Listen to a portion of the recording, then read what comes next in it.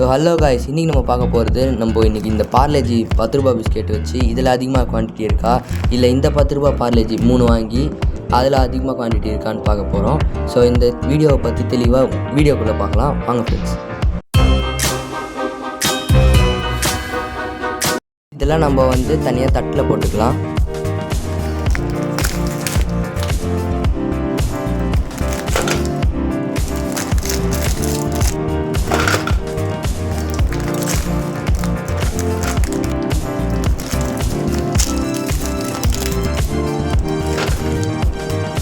Friends, இது 3 ரூபா biscuit 3 வாங்கினதுக்கான biscuit இதெல்லாம்.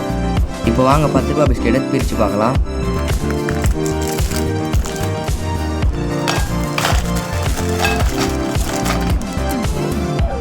ஃப்ரெண்ட்ஸ், இது 10 ரூபா பிஸ்கெட்டுக்கான பேக்கெட் கவர். இது அதோட பிஸ்கெட்ஸ். இதில் எத்தனை இருக்குது அதில் எத்தனை இருக்குது வாங்க எட்டலாம். ஃப்ரெண்ட்ஸ், இப்போ வாங்க இதை கவுண்ட் பண்ண ஆரம்பிக்கலாம். 1 2 3 4 5 11 12 13 14 15 21 22 23 24 25.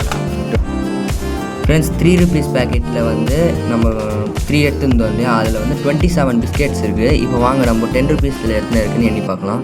ஃப்ரெண்ட்ஸ், இப்போ வாங்க பார்க்கலாம். 1 2 3 4 5 11 12 13 14 15 16 17 18.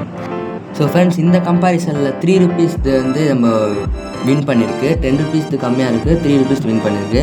3 ருபீஸில் 27 தான் இருக்குது, 10 ருபீஸில் 18 தான் இருக்குது. ஸோ என்னோடய டெசிஷன் என்னென்னா உங்களுக்கு சொல்கிறது,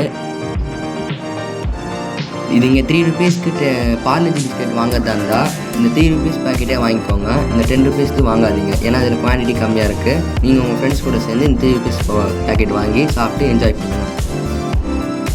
ஸோ இந்த வீடியோ பிடிச்சிருந்தால் லைக் பண்ணுங்கள், ஷேர் பண்ணுங்கள், கமெண்ட் பண்ணுங்கள், கூடவே சப்ஸ்கிரைப் பண்ணுங்கள், பெல் பட்டன் தட்டி விட்டுருங்க. Bye friends.